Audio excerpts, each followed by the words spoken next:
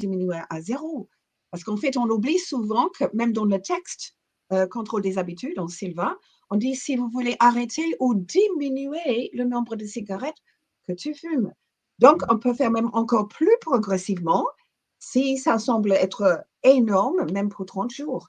On peut vraiment prendre son temps. Bien sûr, bien sûr. C'est un élément vraiment, je pense, à prendre en compte et à garder. Prenez votre temps. Changez une habitude. Parfois, vous avez des habitudes depuis 20 ans. Alors, je sais qu'il y en a beaucoup qui veulent le moment incroyable, genre j'ai arrêté du jour au lendemain. Mais allez, sur X% qui font ça, peut-être en plus sur une habitude, vaut mieux que vous preniez du temps et que vous allez vous rendre compte que sur plein d'habitudes, vous avez un réel impact qui fonctionne. Donc ça, c'est vraiment quelque chose que je pense être positif et constructif à ce moment-là. Qu'est-ce qu'il y avait de sympa? Oui, alors, à voir, Jerry a fait de la PNL et de l'hypnose, et il disait, hein, ce qu'on disait nous au départ, la majeure partie du travail qu'on fait est basée sur un principe d'exploitation de l'alpha, qui est une forme de transe, qui est donc après un travail d'autosuggestion dans une dynamique avec des exercices qui ont été préétablis. Mais cette notion d'auto-hypnose, elle est complètement OK pour les anciens aussi, c'est pas quelque chose de négatif. Ce qu'il disait et ce que Lee avait déjà dit, hein, à l'époque, hypnose, c'était pas signe de bonne chose. C'était quand même assez négatif. Alors, déjà, auto-hypnose, ça passe mieux, mine de rien. Hein. Se dire, je m'hypnotise moi-même. Il y a plein de gens qui n'aiment pas l'hypnose et qui se disent, ah d'accord, mais si je le fais moi-même, je suis OK. Donc ça c'est intéressant. Oui, c'est intéressant aussi. Je ne sais pas si tu te souviens, il avait parlé un moment de... alors là, c'était au niveau de l'instructorat, où il dit, est-ce que j'étais bon en tant qu'instructeur ou est-ce que c'est la composition qui était bonne? Et il faisait la comparaison entre la chanson et le chanteur. Est-ce que, au bout du compte, je peux être un chanteur moyen et au bout du compte, la chanson est tellement bien que ça passera? Et j'ai bien aimé cette notion-là. Il dit, à un moment, il se posait la question, parce qu'il est devenu instructeur, hein, il dit, ah oui, parce qu'il a eu un titre, hein, c'est ça, il a eu un titre important. Et il dit, bah non, en fait, je fais rien de fou. Et derrière, il se posait la question, est-ce que c'est le système qui fait que c'est un bon instructeur ou est-ce que c'est un bon instructeur qui exploite bien le système? Et bien sûr, si c'est la conjonction des deux, on est quand même en optimum. T'en penses quoi? J'ai bien aimé, moi, cette image qu'il a partagée. Tu l'avais déjà utilisée ou tu y avais déjà pensé? Pas l'histoire de chansons et chanteurs, mais le même concept. Jerry, parmi tous les instructeurs, a toujours insisté sur ça. C'est pas. Oui, l'instructeur peut attirer plus de gens, peut être plus, comment dire, écologique, etc., etc. Mais ce qui compte, c'est vraiment la méthode Silva, la chanson. C'est la chanson qui est importante. Et même si celui qui le chante n'est pas un bon chanteur, la chanson, elle va passer quand même. Et je me rappelle toujours de ça, hein, parce que j'ai connu plein d'instructeurs qui ont commencé à se créer un ego. Donc, moi, j'ai fait ceci, cela. Moi, j'ai la méthode Silva. Et Jerry a toujours, Jerry a même dit que si tu enregistrais tous les exercices et tu entraînais un singe juste pour pousser le bouton au même moment, les gens allaient toujours quand même avoir beaucoup de bénéfices, pas le total. Et je me rappelle, tout le monde dans le public, à ce moment-là, était très choqué, mais il voulait démolir l'idée que c'est toi l'instructeur, tout dépend de toi, tout dépend sur ta présentation, tout dépend de ta présence, etc. Donc, ça m'a vraiment frappé depuis 1988. Tu sais que moi, c'est un des éléments où parfois je ne suis pas tout à fait d'accord avec les copains de la communauté hypnose, qui disent, ah, le plus important, c'est le rapport. Moi, depuis des années, je dis, bah, moi, le plus important, c'est la technique. Ils me disent, mais non, c'est le rapport, c'est l'humain. Et ils ont raison dans le fond. Mais moi, je suis un peu tatillon là-dessus et je dis non. Parce que si c'était que le rapport, je ferais n'importe quelle méthode. À la base, j'aurais le même résultat avec la même personne, ce qui n'est pas le cas. Si à un moment ou à un autre, on a choisi une méthode, c'est qu'on estime que le système, moi, en l'occurrence, c'est l'hypnose et l'exploitation de la transe, et pour moi, un système dans lequel je peux avoir confiance et auquel j'ai déjà vu, j'ai des points de référence qui me donnent des résultats. Donc, à la limite, même si j'ai un un mauvais rapport avec la personne, ça peut fonctionner. La preuve en est, et c'était ce que je leur disais, j'ai fait des audios, donc maintenant j'en ai un millier d'audios. Bah, les gens m'envoient des mails à me dire Pank, je vais mieux avec ton audio. Ils ne me connaissent pas, ils ne m'ont jamais vu avant. Ils écoutent un audio, mais techniquement, la manière dont c'est fait, la manière dont ça induit, ou ça propose, ça répète la suggestion, ça retravaille ou recadre des choses, a un impact. Donc pour moi, dire c'est l'instructeur qui fait tout, ou l'instructeur, ou le thérapeute, ou l'accompagnant, n'importe, c'est oublier qu'un système technique s'est mis en place et qu'il a été travaillé de façon avec, il en a parlé d'ailleurs, hein, c'est le TOT de PNL, hein, tester, opérer un changement, tester à nouveau, exit quand on est satisfait. C'est parce qu'il y a eu ces feedbacks, ces boucles de réponses et la modification pour aller vers quelque chose de plus performant, en tout cas, qui va toucher, en grosse généralisation, un maximum de personnes pour avoir quelque chose de positif. Alors bien sûr, ça ne sera pas universel et personne ne vous vendra quoi que ce soit d'universel, mais le taux de réussite par rapport à un groupe ou ne serait-ce que les personnes qu'on accompagne étant d'un certain niveau, avec un certain niveau technique, on se rend compte que ça fonctionne. Donc, moi, dans ce qu'il dit, c'est ça que ça fait beaucoup écho. C'est me dire, bien sûr que le rapport, c'est quelque chose. Quand Lee donne des cours de méthode Silva, quand Lee donne des cours d'hypnose ou autre, tout le monde va dire ah Lee. Et toi, ta personne, elle fédère énormément de personnes par qui tu es, par ta congruence, etc.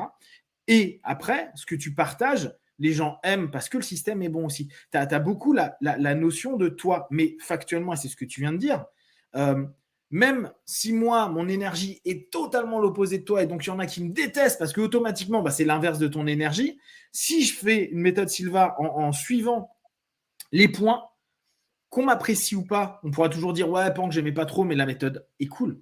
Techniquement, ça fonctionnera aussi, ça aidera les gens. Et ça, je trouve que c'est important à prendre en compte. Bien sûr, ne faire que l'un, que de la technique, ou ne faire que du rapport, pour moi, est injuste. Mais tu vois, il y a cette notion-là qui est très rogerienne, qui est de dire, en fait, position de base du praticien, et puis le praticien fait en fait pas vraiment grand-chose. C'est pas vrai. Et encore, Carl Rogers n'a pas dit ça, hein, mais c'est un peu l'interprétation qu'on a pu avoir. Le praticien, s'il était il fait quelque chose, mais il n'est pas le cœur de tout. Et ça, c'est important à prendre en compte. Et inversement, la technique, il y a des moments, il faudra que le côté humain revienne. Donc, il faut qu'on ait un jeu des deux, mais ne croire que c'est que le rapport qui va aider et sauver la personne.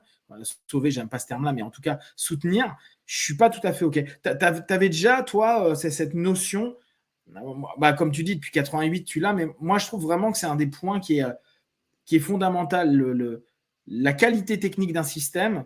Toi, il y en a qui adorent le MDR sur les traumas parce qu'il y a eu des preuves que c'était un qui fonctionnait le mieux par rapport au trauma. Donc, pourquoi faire de l'EFT ou de l'hypnose à ce moment-là, alors que en termes techniques, le MDR a aujourd'hui des statistiques qui sont supérieures à l'hypnose ou à l'EFT là-dessus. Toi, la notion technique, est-ce qu'elle comment tu la places de façon générale, là on le sait dans la méthode Silva, mais de façon générale dans les accompagnements que tu fais? Tu fais beaucoup confiance à la technique ou c'est plus toi, le rapport que tu as avec la personne? Comment tu te places par rapport à ça?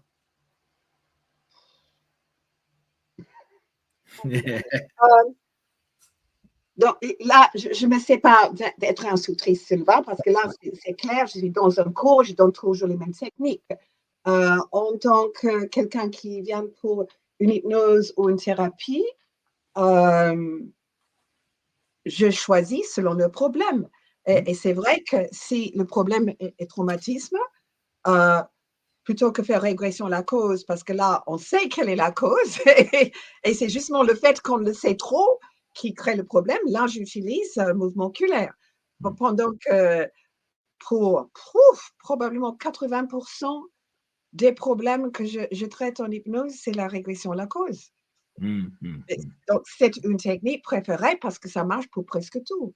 Mais quelquefois, je fais thérapie des parties, par exemple. Si c'est vraiment un problème plutôt physique que mental, là, j'utilise plutôt EFT ou j'utilise EFT quand la personne a vraiment besoin de pratiquer beaucoup eux-mêmes. Et je trouve que les gens trouvent ça, c'est plus facile. Mais ça dépend. Mais j'enseigne et j'ai appris plein de techniques. Et écoute, si j'utilise plus une technique, je ne l'enseigne plus. D'accord? Sinon, je trouve que c'est pas juste, quoi. Bien sûr. Non, Mais c'est un peu comme tu as toute une panoplie de techniques. Comment toi, tu décides? C'est au moment quand tu es avec le sujet et il te parle et qu'il dit quelque chose qui te fait ding, ah, je pourrais faire ceci, je pourrais faire cela. Tu travailles comme ça? Ouais. moi, alors ça dépend parce que j'ai des thèmes. En fait, j'ai des thèmes par mois ou par semestre. Ah, Je me d'accord. dis, Oui. je travaille que sur ça pour voir l'ensemble des réactions qu'il y a sur un rapport technique. Parce qu'il y a des moments, justement, pour savoir si une technique est performante, je ne veux pas avoir 3 résultats qui sont positifs et dire, ah, elle est trop bien cette technique. Je veux me dire, OK, si je travaille continuellement avec ce type de technique, type on prend la régression ou on prend, moi j'aime bien les thérapies des parties. Si je fais que ça, c'est quoi le résultat? Comment ça se passe? Est-ce que j'ai des bons retours? Qu'est-ce qui bloque? Qu'est-ce qui ne bloque pas? Ou est-ce que c'est facile? Ou est-ce que ça ne l'est pas du tout? Et ça me permet de me dire, OK, cette technique, elle est valable sur 90% des cas parce que on peut toucher à peu près tout. Après, la notion, moi j'aime vraiment me dire, est-ce que c'est effectif ou pas? Il y a plein de, par exemple l'EFT, moi c'est pas un truc que j'accroche. Et pourtant j'ai testé mais plein de fois. Mais il y a un truc et je me dis ça vient de moi. J'ai testé sur moi et j'ai pas trouvé que c'était effectif sur moi. Après je l'ai quand même partagé à plein de gens parce que je me suis dit bah vas-y hein. Et donc pareil pendant un laps de temps je faisais faire de l'EFT à mes partenaires et je pars donc du postulat que peut-être, et là on revient sur ce rapport technique-rapport, peut-être que moi ayant déjà n'y croyant pas trop ou n'ayant pas eu de feedback qui me valide la technique, je me suis dit bon, et toi c'est un système que j'utilise plus du tout. C'est quand j'en entends parler, je me dis ok, les gens aiment bien et ça leur parle, mais moi de mon expérience sur les X mois où je l'ai testé, j'ai pas eu les retours qui m'étaient proposé. Et pourtant, j'ai fait 4 stages différents de FT. Parce que je me suis dit, j'ai peut-être pas compris un truc, j'ai peut-être pas compris un truc, j'ai peut-être pas compris un truc. Donc, je suis allé réétudier dans plein d'écoles pour me dire, attends, il y a peut-être quelque chose que j'ai pas compris, que je fais pas bien, etc. etc. Non, c'est un truc où moi, j'accroche pas. Mais j'ai des potes, ils vont me dire, c'est incroyable, moi, je fais tout en EFT. Bon, bah, tant mieux, tu vois. C'est là-dessus. Et tu vois, moi, c'est là où je me dis, la technique a vachement d'importance. Mais il y a aussi, toi, comment tu perçois la technique. Si tu n'y crois pas, tu fais une régression, et on l'a beaucoup avec les débutants. Ouais, mais non, mais là, mon partenaire, il n'a pas réussi à me dire quoi que ce soit, ou je ne sais pas quoi dire après, ou c'est bizarre ce qu'il vient de me dire, ou je me sens mal à l'aise, bah, les gens, ils vont laisser tomber la régression. Donc, il y a aussi notre vision qu'on a par rapport au système technique. Tu vois, là, je pense que tout instructeur Silva, bah, s'il est devenu instructeur, c'est pas parce qu'il se dit, ouais, c'est pourri la méthode Silva. Non, il se dit, ouais, j'ai bien aimé, ça a pu m'aider, ou j'ai envie de partager, ou j'ai envie de continuer à être dans cette énergie-là. Il y a plein de raisons. Mais tu es déjà dans une dynamique où tu as confiance dans la méthode parce que tu l'as exercée, parce que tu as pratiqué. Et d'ailleurs, c'est ce que tu disais, il faut un minimum de cours pour devenir instructeur, pour que les gens, on sache au moins qu'ils ont déjà vécu pas mal de choses, ne serait-ce que par les cours, sans même parler du travail personnel que tu fais au travers de ça. Yes. Qu'est-ce qu'il a donné?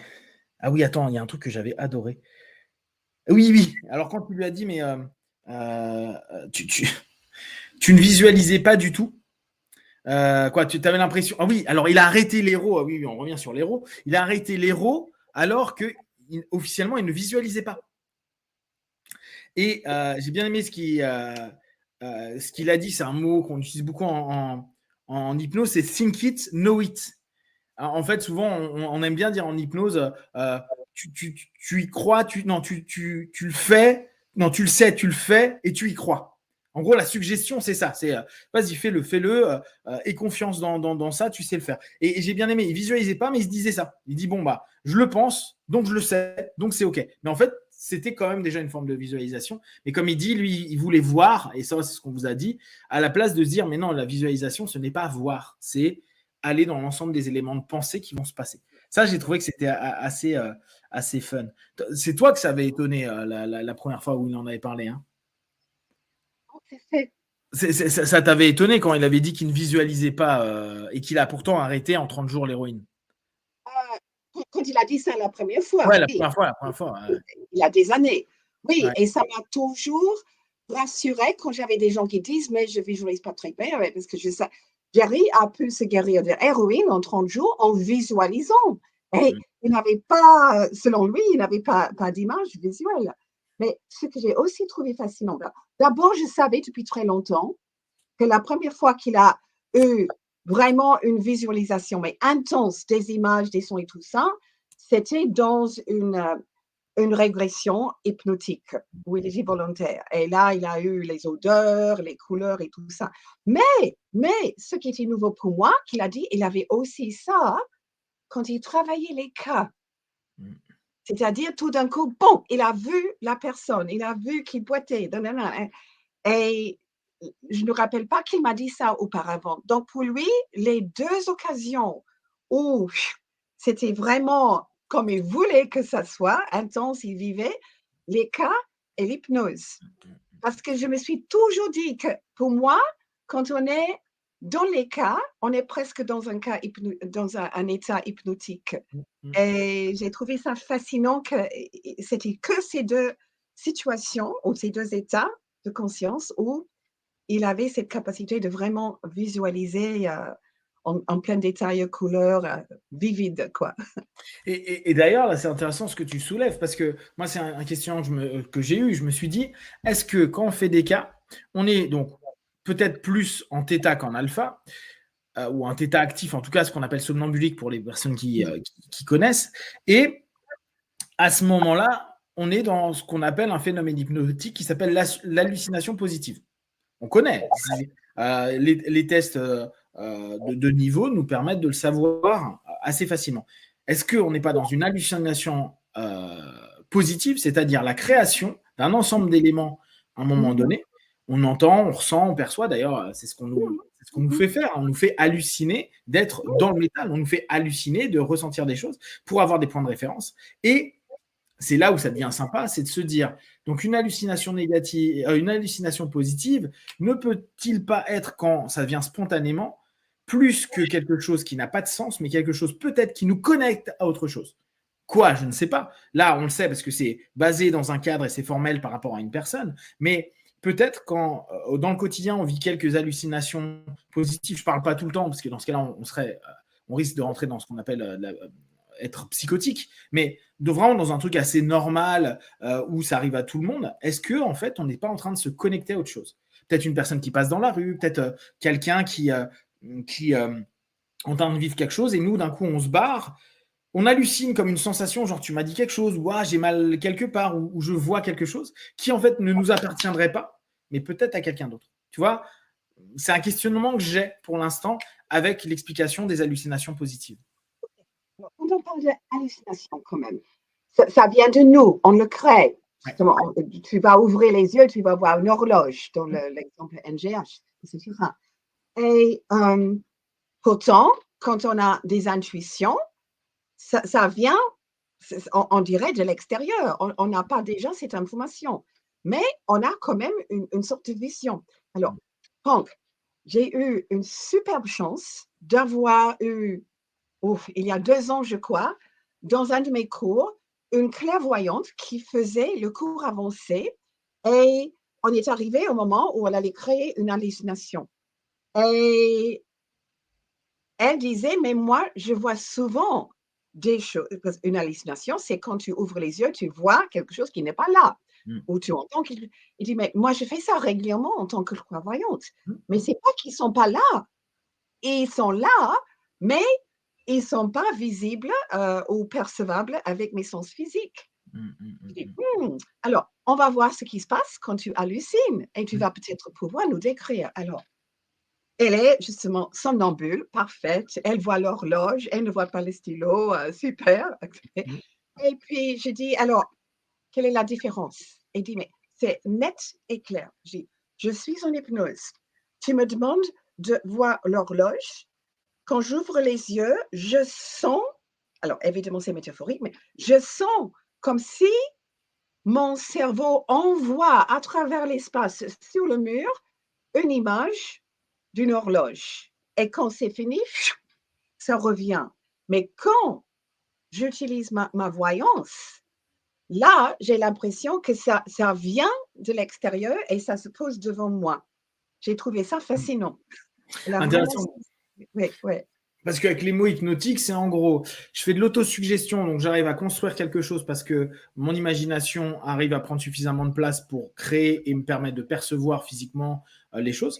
Et de l'autre côté, c'est une suggestion externe. Alors, qu'est-ce qui crée la suggestion externe? Est-ce que c'est effectivement des éléments? Est-ce que c'est un contexte? Est-ce que c'est un ensemble de voix, d'éléments? Il y a plein de choses qui peuvent avoir lieu. Et donc, on a une réponse hallucinatoire d'un ensemble de stimulus, suggestion externe.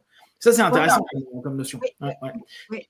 Ce qui voudrait dire que la transe, on va dire clairvoyante, est plutôt ouverte à prendre de la suggestion externe plutôt que la transe en auto-hypnose ou en auto-hypnose. Ah ouais, en hétéro. Ouais, bon, ça, je vais y réfléchir. Mais là, c'est à l'extérieur qui n'est pas lié à un humain. Voilà, qui n'est pas lié à un humain. Alors que dans l'hypnose, c'est quand même, ça peut être soit en interne, on crée nous-mêmes, soit on est orienté par l'extérieur, mais l'extérieur est un humain qui nous drive. En gros, l'hypnotiste d'un clairvoyant serait peut-être un ensemble d'éléments qu'on ne capte pas, des choses qui ont une capacité à être beaucoup plus aptes à voir, qui nous donnent un ensemble de suggestions, qui nous donnent une alu pour donner la résultante de cette suggestion. Ça peut être intéressant à voir comme ça. Oui. Et peut-être, en fait, il y a des degrés d'hallucination. Ouais. Il y a des degrés où on est actif et on envoie et on crée nous-mêmes, ou quand on reçoit de l'extérieur et peut-être plusieurs degrés entre les deux. Certainement. Ouais. Si, d'ailleurs, il y en a, parce que tu sais, moi, quand je faisais beaucoup d'hypnose de rue ou quand je faisais des tests vraiment d'alu, il y a ceux qui parviennent à être, où ils disent juste, je sais que c'est ta tête, mais en fait, je vois que tu as des oreilles de lapin et je me marre. Et là, on l'a directement, mais on n'est pas dedans. Et il y en a qui vont dire, je vois plus ta tête et je vois qu'une tête de lapin, tu vois. Tu sens quand même qu'il y a des différences selon les personnes. Ouais. Et pour autant, les deux hallucinent, mais c'est pas la même vivification en fait à ce moment-là de l'hallucination. Oui, parce que même si toi tu as donné la suggestion, c'est eux qui créent l'image de lapin. Exactement. Donc si j'utilise mon psychisme, je vais dire, et je vais détecter qu'il y a un lapin dans la salle à côté, par exemple, ça vient vraiment de l'extérieur. Tu vois ce que je veux dire? Ouais. Mais tu vois, moi, vu que j'aime vraiment jouer avec cette notion de transe, j'aimerais bien. Là, l'info que tu m'as donnée avec la clairvoyante, c'est intéressant parce que ça ouvre pas mal de réflexions et de tests à faire. Tu vois, par exemple, mettre la personne en transe au niveau somnambulique, la mettre dans une pièce et dire, OK, là maintenant, cette pièce, c'est un ensemble de suggestions. Je ne sais pas quelle suggestion tu vas faire, mais tu vas commencer à créer à l'intérieur de toi une vision ou une sensation. Donc, hallucination, kinesthésique, quelle qu'elle soit, visuelle, auditive, kinesthésique. Et tu vas me dire ce qui est en train de se passer. Et dans ce cas-là, c'est plus moi, l'hypnotiste, qui dirige ton hallucination, mais l'ensemble et les contextes qui te permettent d'avoir un ensemble d'éléments qui vont te permettre d'avoir un sens, ou en tout cas donner un sens par rapport à des perceptions qu'on a peut-être, nous, pas pris le temps ou pas la capacité consciente de faire. Toi, ça peut être un test très sympa à faire. Je vais tester. Ok, nickel. Attends, il y a un autre truc que j'ai adoré. Future Free, ouais, d'accord, bon, il se voyait libre, ça, pas de souci. Je n'essaie pas. Ah, voilà. Un des trucs que j'ai beaucoup aimé, qui apparemment vient de José, quand à un moment, il disait, bon, quand j'ai fait les cas et qu'au bout d'un moment, je ne sais même pas pourquoi ça fonctionnait, mais ça fonctionnait, j'aime bien la notion qui donnait de José à dire, à partir du moment où ce que vous faites résout un problème ou améliore la vie de quelqu'un sans lui créer de plus grands problèmes, on s'en fout en fait. Le but, c'est ça, c'est que quand vous faites quelque chose et que ce que ça apporte est bénéfique, c'est-à-dire que ça ne pose pas de gros problèmes ou un problème supérieur à ce qu'il y avait précédemment, il n'y a peut-être pas d'explication, mais ça valide le fait que ce soit juste et correct. J'ai trouvé que c'était assez sympa comme notion, parce que beaucoup de personnes peuvent se dire, mais est-ce que ça sert à quelque chose ou pourquoi je fais ça? Tu le fais parce que ça peut aider, ça ne crée pas plus de problèmes. Ça, je trouve que c'est sympa, c'est pertinent, c'est hyper positif. Et ça peut donner beaucoup de confiance aux personnes qui pratiquent. Je trouvais ça très chouette. Ça ne peut pas faire du mal. Et il y a un grand risque que ça va faire du bien. Donc, exactement.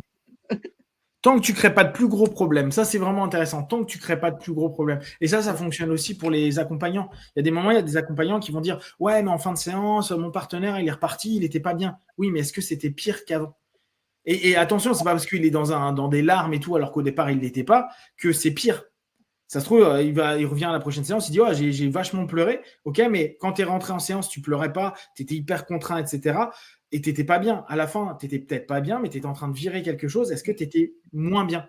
En fait, a posteriori, ils disent bah non, j'étais mieux, mais l'expression était différente. C'est important de se dire ça. Vous pouvez secouer les gens, vous pouvez. Il va y avoir des séances où c'est parfois un petit peu dur à un certain niveau, et c'est pas grave que la personne ressorte un petit peu chamboulée, tant que c'est pas pire que ce qu'ils ont vécu en amont, et c'est très rarement pire, voire jamais pire que ce qu'ils ont déjà vécu. Donc, je trouve cette idée, cette suggestion, elle est vraiment sympa à prendre en compte. Ouais, bah voilà. Moi, ça, c'était les points clés que j'avais trouvés vraiment sympas. Est-ce qu'il y a des éléments que toi, tu voudrais rajouter? Encore une. Et c'est vers la fin, quand on est revenu sur les habitudes, Ouais. et Jerry a utilisé une terminologie PNL où on a des étapes. Il a dit justement les habitudes ne fonctionnent pas simplement sur le comportement, mais à un niveau beaucoup plus haut ou profond, comme que tu veux, mais identité. Et effectivement, c'est vraiment quand, dans le miroir de l'esprit, tu changes l'image de toi-même et tu dis, ça, c'est moi, et tu changes vraiment ton sens d'identité. Là, le comportement, il va suivre. Et ce n'est plus une lutte, c'est que ça semble comme normal. Tu as envie d'agir comme ça parce que tu es une personne comme ça. Et je trouve ça, c'est vraiment la clé, une des clés des habitudes. Vraiment changer son identité. Donc là, en fait, il prenait référence sur la pyramide de Diels, Oui. qui dit qu'au départ, il y a l'environnement, l'étape de dessus, c'est comportement, après c'est apprentissage, après c'est valeurs, croyances, identité. D'accord? Et en gros, on dit toujours que si tu veux changer ton environnement, il faut que tu changes de comportement. Si tu veux changer de comportement, il faut que tu apprennes quelque chose de nouveau. Si tu veux apprendre quelque chose de nouveau, il faut que tu apprennes une nouvelle croyance. Si tu veux apprendre une nouvelle croyance, il faut changer tes valeurs. Et si tu veux changer tes valeurs, il faut changer ton identité. Donc, en gros, c'est cette notion-là que Diels a développée. Pour ceux qui ne connaissent pas Robert Diels, c'est un des secondes générations PNL, un gars qui est génial, adorable, spirituel. Quoi. Un mec, n'hésitez pas à aller regarder son site. Il y a plein de choses, il est vraiment très intéressant. Ouais. J'ai traduit Robert Diels à Paris. C'est vrai? Oui. Juste partiellement. Hein. Il avait un interprète et il avait un volontaire du public qui voulait un interprète pour le client et un pour lui. Donc, moi, j'étais l'interprète pour le client. Donc, j'ai travaillé officiellement avec Robert Diels. C'est un gars, alors tu vois, moi je voulais aller le voir, malheureusement avec Covid, j'ai pas pu, mais je voulais aller faire, il fait 3 semaines en Californie, 3 semaines, je pense que je vais être défoncé, mais où il présente tout son système actuel. Et c'est un gars que je trouve hyper positif. J'ai des copains qui l'ont vraiment un peu côtoyé et ils me disent c'est vraiment un type, il est très congruent. Moi, il a une énergie un petit peu molle parfois pour moi, mais je trouve c'est une belle personne dans plein de choses qu'il partage, qu'il propose, et il est hyper innovant. Tu vois, là, je me suis racheté un bouquin. C'est celui-ci, qui est un classique de la PNL, quoi, de la deuxième génération. C'est NLP2. Donc, c'est The Next Generation. En fait, à la fin de la création de la PNL, il y a Grinder qui a un peu lancé Roberts et Gilligan d'ailleurs à faire de l'expansion de la PNL, et il leur a dit mais ne restez pas figés sur ce qu'on a fait jusqu'à présent. C'est le moment où tout le métagroupe de PNL s'est séparé, et il a dit n'hésitez pas à créer, à oser mettre des choses en place comme on l'a fait pendant les 8 ans où on a bossé ensemble. Et ça, c'est un peu la suite. Alors après, moi qui suis très PNL 1, je suis vraiment basique de chez basique. Il y a des trucs, je trouve que c'est barré pour moi, mais il est excellent, hyper créatif. Bon, et en plus, il y a, je ne sais pas si tu connais Judith Delosier. Tu as déjà fait des conférences avec Judith Delosier? Non. Ça ne dit rien? Elle est géniale. Elle a une énergie trop top. Elle fait des super conférences. C'était qui? Judith Delosier. Non. Non, en fait, elle faisait partie du premier groupe avec Robert, etc., etc. Elle est extraordinaire. Vraiment, si tu peux suivre des workshops avec, c'est super sympa, c'est fluide, elle a une énergie trop cool. C'est vraiment des personnes qui sont géniales. Et pourtant, dans la PNL, je peux vous dire qu'il y a un paquet de personnes qui ne sont pas géniales du tout, hein, notamment les fondateurs. Mais après, il y a eu des générations qui sont absolument merveilleuses et super. Et effectivement, je trouve que pour revenir à ce que disait Jerry, cette idée de se focaliser sur l'identité et pas sur le comportement est quelque chose d'hyper intéressant. Yes, très bien. Nickel. T'as un petit mot pour conclure? Je voulais conclure avec ça, justement, en Génial. identité, parce que je trouve que ça, c'est vraiment essentiel. Voilà. Nickel. Eh bien, si vous avez des questions sur tout ça, alors je vais vous mettre la vidéo de Jerry. Je ne sais pas quand. Je l'ai séparée en deux. Je vous la mettrai sous peu. Je vous ai pas encore mis celle de Ed pour une raison toute bête, c'est que vous allez voir, c'est moins vivant. En fait, Jerry, vous allez voir, même si vous comprenez pas bien l'anglais, ça va être assez facile parce que il donne pas mal. En plus, si vous mettez les sous-titres, il donne pas mal de choses. Vous allez assez vite comprendre. Ed, c'est un fleuve. Et le côté fleuve, pour ceux qui sont vraiment pas anglophones ou peu anglophones, ça risque d'être fatigant. On va voir ça. De toute façon, Ed, je vais